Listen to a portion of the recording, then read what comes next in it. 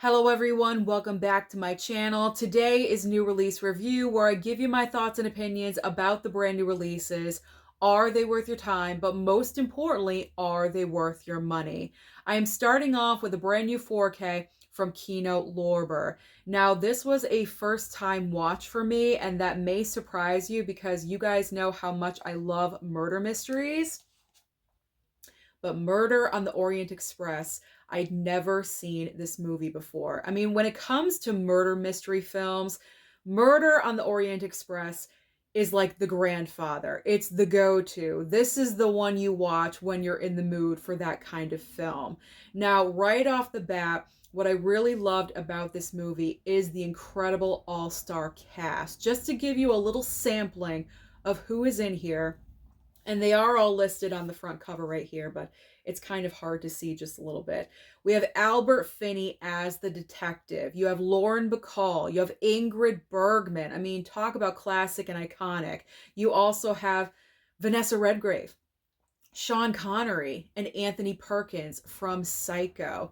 So you're dealing with such amazing, talented actors. And what I really loved about this movie is that each actor got their moment and they got their attention in this movie because the camera was constantly moving, focusing on each individual actor and what they had to say. It didn't just focus in on the more well-known actors like Lauren Bacall or Sean Connery.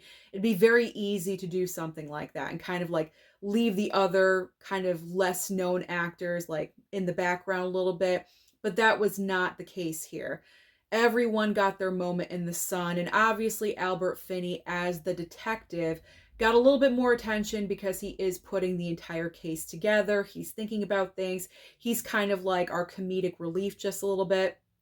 But I really enjoyed that aspect, that every actor got their moment in the sun. I like the twist because if you've seen this movie, you know how it concludes is kind of like, oh, okay. I did not expect that. So that was a nice surprise, the ending. And also the costumes. The costumes in this movie are just so gorgeous and incredible because I believe, if I'm remembering correctly, the film takes place in the 30s, I think 1935. And especially for the female actresses, some of their costumes were just so gorgeous and elaborate. They were just so beautiful. So I absolutely loved everything about this movie. I can't wait to watch it again. As I said, it's classic, it's iconic. You should have this in your collection, especially if you love murder mysteries like I do. And you may as well pick up this 4K because considering how older this title is, it's from 1974, so it is older. They did a very nice job. Kino Lorber did a great job bringing this to 4K. So Murder on the Orient Express, I really, really do highly recommend. This one is a winner. Now we are moving on to the 4K of The Lady Killers. So this movie was a lot of fun. This is a British comedy. Now, the basic premise of this film is that you have five friends, I get. They're all friends, but they have a common goal, and that is to pull off a robbery. But what ends up happening is that this older lady just gets in their way, and they actually want to use her as part of the robbery, unbeknownst to her, which is what happens. But what they kind of don't realize is that this seemingly sweet little old lady, she has the annoyance factor up to level like 1500. And that's what's so funny about the movie because they are trying to pull off this robbery and she just gets in their way and she realizes what's going on and she wants them to turn themselves in, and it's just this ridiculous comedy of epic proportions, I guess. I don't know, but it was just so funny because the five gentlemen eventually start turning on each other. They wanted to turn on her, and then a couple of them didn't. They kind of like had a soft spot for her. and they didn't want anything bad to happen to her. And so then they start turning on each other. I mean, this was a fun movie. It's definitely not going to be for everyone. It's a certain kind of humor. Like, if you like British humor, then you'll enjoy this. And I do. I do enjoy British humor, so this one was funny for me to watch. But I do have to say, the standout of this movie by far is the older woman playing, obviously, the older woman. That sounded bad. So horrible, but we're going with it. It was the older actress playing the older woman part, and she was perfect casting. And the reason why is because the way she looked so sweet and so innocent, like the perfect grandma. But what you don't realize is that she is just going to turn into the most annoying, like not in a mean and vicious way, but just like she doesn't realize what's going on around her. And so because of that, she's just, you just want to flicker like a gnat, like you just want to flicker away and get her out, because she has good intentions. But what she doesn't realize is that she's messing everything up. And that's really like throwing a wrench into their plans right here of the robbery that they want to pull off. I mean, this is just a film that you have to see for yourself. You got to watch it for yourself, and it looked great. The 4K was nice. I really enjoyed this, obviously, so I do recommend The Lady Killers as well. All right, we got through. We got through that one. Next up from Kino Lorber, another 4K. It is Link. Link. Okay, so the reason why I chose this movie from the email options that I do get from Kino Lorber, the reason I chose this was because I kind of had the feeling that this was going to be the quote-unquote cheesy Velveeta title. And you guys know I like cheesy Velveeta titles every once in a while. I feel like everyone needs those every once in a while. So that's why I went for Link. And I do have to say, it's not super cheesy. It's a little creamy, like it's not totally running all over the nacho plate, but it has the potential to be there. So what's going on in this movie is that Elizabeth Shue right here, very young in her career, by the way, so young. She's in college, and I think she's studying zoology. She wants to work with animals, and so she's in college, and she wants to be the research assistant to this professor at the college who works with chimps, okay? So she goes to him and says, I want to be your assistant. Can I please help you with your research? And so, yes, okay, come work with me. So she goes to his home, and at his house, he has 3 chimps that he's taking care of. And Link right here is one of those chimps. And then I don't want to go on with my description because then I'll start spoiling things. But all I can say is that certain instances that start happening, certain circumstances just are kind of weird and not sitting right. And then it gets kind of crazy. And Link here he's not okay. He's not okay. And he's not right. This is really one of those movies that you have to watch for yourselves to get it, to understand it. Maybe you'll appreciate it. I enjoyed it. I had a good time with it. Again, the 4K transfer, nicely done by Kino Lorber. It's not going to be for everyone. I will say that. This movie is not going to be for everyone. So the little description that I did give you, if it sounds too corny or cheesy for you, you would probably avoid. But I enjoyed it. So you may want to take a chance. You may not. I don't know. But I enjoyed Link. So far, we're knocking it out of the park. We got 3 for 3. Is it going to be 4 for 4? Let's find out. So yeah, this is the last Kino Lorber title. It's not a 4K. It's a regular Blu-ray. It is called Sebastian. So I was not really ready for this movie. And what I mean by that is the topic of this film is not a topic I would usually gravitate towards. Okay, so this man right here, his real name is Max. And the reason why it's called Sebastian is because, okay, so Max is a writer. He is a freelance writer for a magazine, but he really wants to write a novel. He wants to get into writing books, and he wants to publish his first novel. And so during the day, he works at the magazine as a freelancer, but at night, he is a male escort for other men. He's a sex worker. Okay, he's a sex worker. And so he decides to take his experiences, and he goes home after his experiences and pretty much word for word what happened, the dialogue that is said between him and his client and everything that happens, in between. He goes home on his laptop and he's just writing for days. So that's what his novel is going to be about. And where this movie gets very interesting, because I think if the film just kept on how it was going the first quarter of the movie, if it went that way the entire time of the film, it would kind of be like, well, what's the point of this movie? But where the film gets interesting is that Max, oh, by the way, I never explained, Sebastian is his sex worker name, okay? So when Max comes across a brand new client who is much older than him, he forms a bond with this older man, because the older man doesn't want to jump into sex right away. He wants to talk. He wants to get to know Max, or Sebastian, as a person, and then become intimate. And this is something that Sebastian / Max is not used to, but he's welcoming to it because that's what he needs. That's what he needs at that time. And so he really starts to care about, and when I say old, I mean old. Like, he's older. He's probably 40 years older than Max, and he's supposed to be 25 years old. So we're talking like 65, 70 years old here.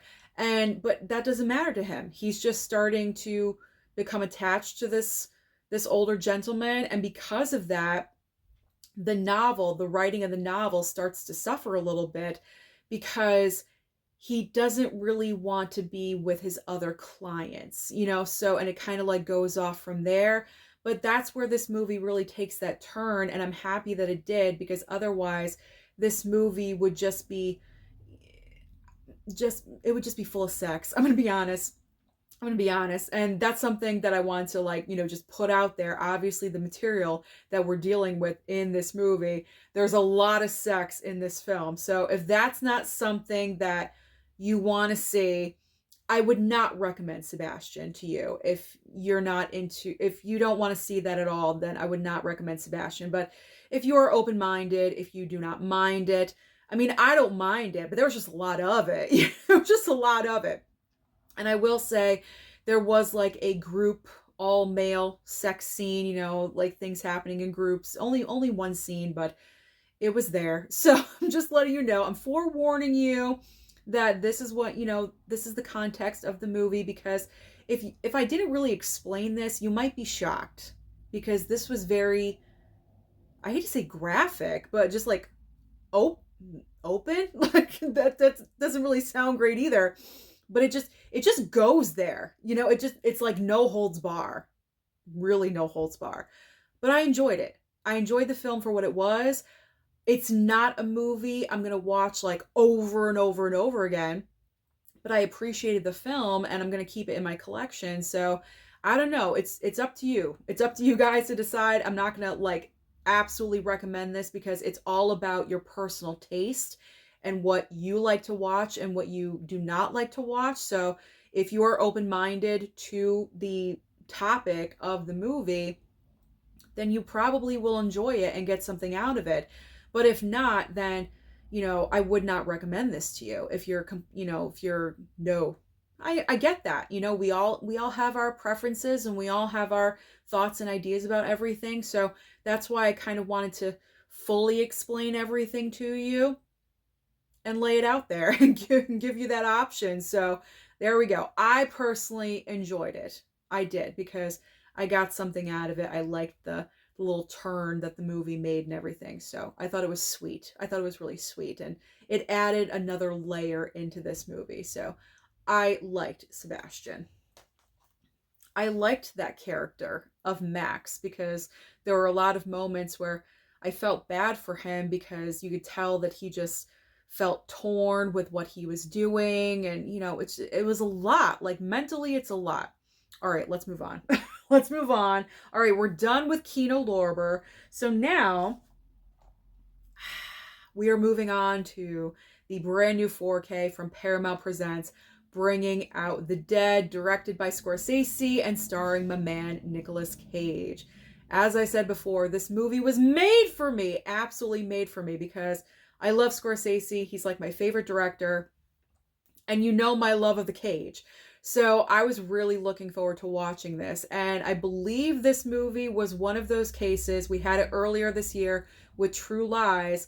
This was DVD before the 4K from Paramount Presents. So we jumped from a DVD to a 4K Blu-ray, which is awesome. I love how they're doing that. They should be picking more movies that are like that, but I'll take it. I'll take what I can get.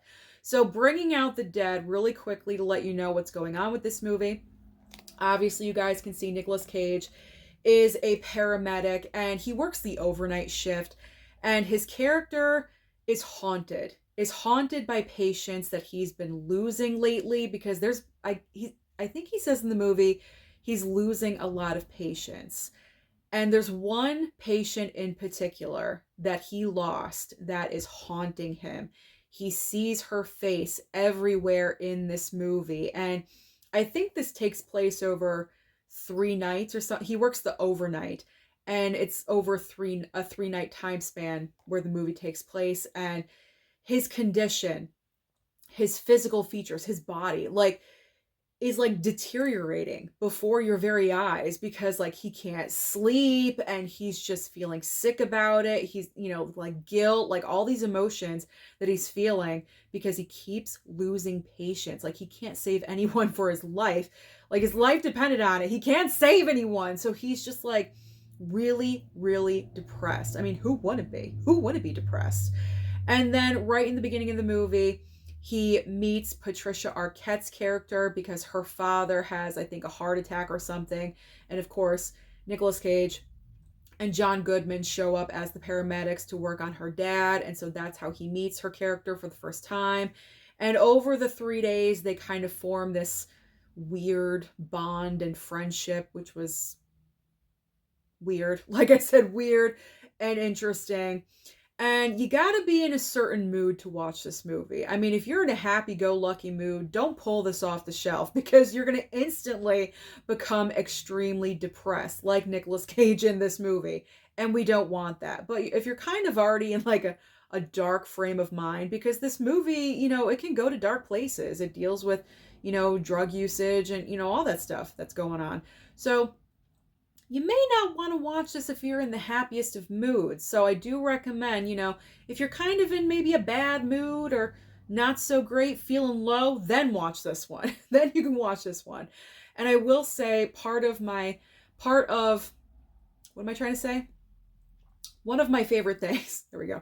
One of my favorite things about this movie, the way Scorsese directed the film, were certain shots in the movie were completely upside down or sideways, like with the ambulance and, driving down the street, and Scorsese just flipped the camera upside down or on its side. There were several shots in the movie like that. I thought that was great, very creative. And then the soundtrack, great soundtrack as well. So I am very happy that I finally got to watch Bringing Out the Dead. And I do recommend this movie. Like I said, probably won't be for everyone. If you're a constantly happy person all the time, this may not be for you. But if you have those dark moments where your mind goes places, watch it. Watch it during those times. But overall, I do recommend this. And the 4K looked very nice, because there were certain moments in the movie where Nicolas Cage is just sitting in the ambulance. And I think it was raining.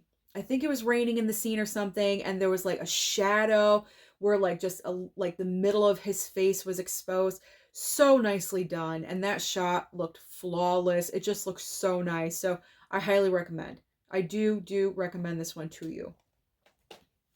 Just not to people that are chronically happy and excited all the time, because I don't think anyone like that would enjoy that movie, but all the rest of us that are up and down with our feelings, we like it. You guys get it. All right, next up.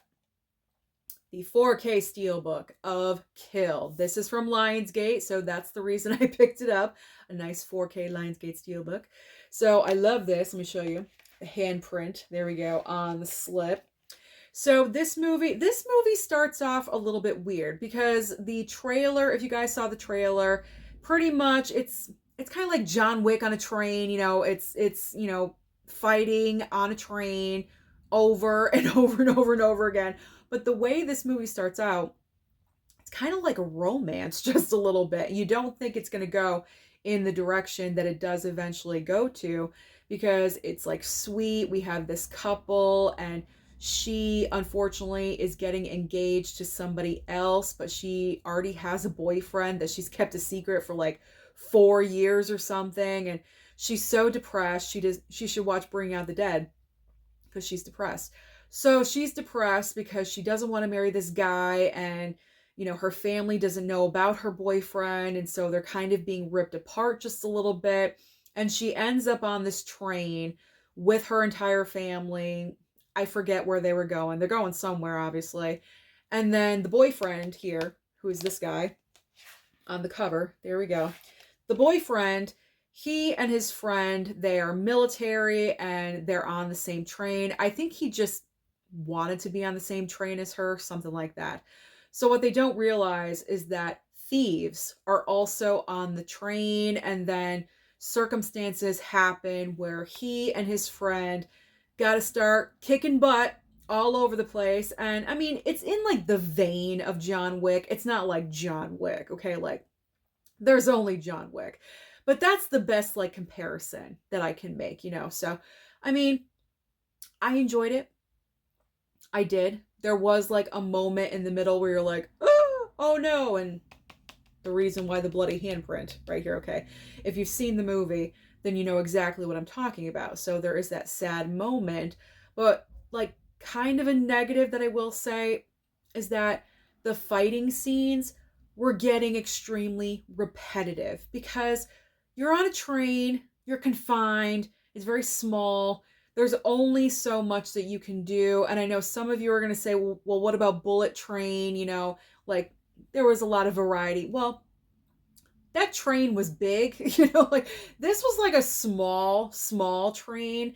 And so it was very confined and not a lot of movement could occur. So when it came to the fight choreography, it was kind of like rinse and repeat over and over and over again, like same moves, same stunts. And so that's why it got repetitive. But other than that, I had a good time with it because the runtime was not overly done. It wasn't going like 2 hours. It was 105 minutes. Okay, that's enough. I think if it went any longer than that, it would have been, no pun intended, overkill. I swear I don't plan this. I don't plan these at all. Trust me, I don't plan anything when I just talk in front of the camera. So it would have been overkill if it went over 105. So that was a good place to stop. But overall, I mean, do I recommend the movie to you? Yeah, sure. If fighting on a train is not your thing, if you're more of like a romance person or I don't know, documentaries, would I recommend this? No, absolutely not. But I mean, if you like, John Wick, action, fighting, then yeah, I mean, it's a different story, a different tale, different fighting situation. So you may be into this. Did that come across okay? I think it did. I think I did my job with this one. I mean, the Steelbook is great. The Steelbook looks awesome. The Steelbook looks great. Let me sell that Steelbook. Look at this. Look at that. Great looking Steelbook. So yeah, this one, again, I wouldn't like gravitate towards it all the time, but if I'm watching action movies for a month, then I would definitely watch this one again. Okay, there we go. I enjoyed it. But again, I don't think it'd be for everyone. Not everyone's taste. All right, final movie. And I think it's a great sign because I feel like I kind of messed up on Kill, but we're just going to go on. We're going to go on to the final film, which is Friday the 13th, the 2009 remake 4K from Arrow. I was so excited. I pre-ordered this on day one when Arrow made the announcement. I love the 2009 remake of Friday the 13th. When it comes to ranking the Friday franchise, which I have done, 2009 remake, I mean, given the day, it's always in the top three. My top three of the franchise are Friday Part 2, 2009 remake, and Freddy vs. Jason. Believe it or not, I love Freddy vs. Jason. That is like one of my ultimate guilty pleasure movies. It's bad. It's bad writing. It really doesn't make any sense, but I don't care. I don't care. I think it's awesome that two horror icons are going up against each other, and I love it at the end. But we're not talking about Freddy vs. Jason. We're talking about 2009 remake. So when I got to the point where I was watching all the Friday franchise and I got to the remake, I was so excited to pull out this 4K and check it out because I hadn't seen it in a while. And one of the main reasons why I love the 2009 remake is because it's done kind of in a different way. It's a different way of doing a Friday the 13th movie. It's not your typical like, oh, Camp Crystal Lake and we're reopening the camp and all the kids are there and all the camp counselors and Jason comes in and slaughters everyone. It's not like that. Yes, Camp Crystal Lake is there in the background. I like to call it the Jason compound in this movie because I like how they did that, like the spotlights when he flips those on and everything. He's made an entire compound for himself out of the former Camp Crystal Lake, which I thought was pretty cool. Well, like the opening of this movie was great, very sexual, but you know, it's a horror film, so we're all expecting that already. You know, boobs for days in this movie. And then we have the house where all the obnoxious, you know, people are staying. It was different. That's what I liked most about the movie. It was different, even though it still stayed in the same vein as a Friday the 13th movie. And that's why I thought it was a great remake. And also, I think his name is Derek Mears that plays Jason Voorhees. I love his version of Jason. I feel like his version of Jason in this movie is like vicious. Like Jason is vicious in the entire franchise, but I feel like Derek Mears as Jason kind of just like steps it up a little bit, especially in like the opening sequence where it cuts off and then the title card comes up. Like there's lots of moments like that. And my favorite shot in the movie is when they're at the house where all the kids are freaking out and everything, and Jason is standing on the roof in the rain, and the shot is from the bottom looking up, and Jason just looks so intimidating and so scary. I love that shot. It's my favorite shot in the entire movie. So there's just a lot of elements in this film that I enjoy, and that's the reason why it's so high on my franchise ranking list. But I love this movie. Clearly, I love this movie. So when it comes to the 4K transfer, is it worth upgrading? I'm sure that's what you all want to know. Shut up, Susan. Stop talking about the movie. Is it worth upgrading? Yes, absolutely it is. I thought Arrow did an amazing job. Arrow has been killing it with their 4K transfers this year. And Friday the 13th, they continue to do so because I thought this movie looked really, really great. Especially, I know that with 4K transfers, it looks best with the darker scenes, but I thought where it was bright and in the sun, just like all the kids looked really clear and you could, you know, see the strands of their hair really well. Like all those details that a 4K does to just enhance everything really stood out with this film. So I really enjoyed and I recommend, and I'm so happy that I picked this up. So yes, pick this up for spooky season. You need it in your collections. That is everything. I got through another video, guys. I got through another video. So pretty much I recommend every single one of these to you. I mean, you know, the majority, because with Sebastian, that all depends on your personal taste as a person, and Kill, maybe not so much, but you know what? The other ones, these are all solid, especially the Kino Lorber titles. I do highly recommend. I'm losing it. It's the end of the video. I'm losing it. The Kino Lorber titles I really do recommend to you because they are great and they look fantastic. All right, I'm done talking now. Thank you so much for watching this video today, and of course my red face and me messing up, but like I always say, it wouldn't be me if I wasn't messing up and having a red face. So please comment down below and let me know anything that you want to talk about with these movies that I mentioned in this video today. Which one is your favorite?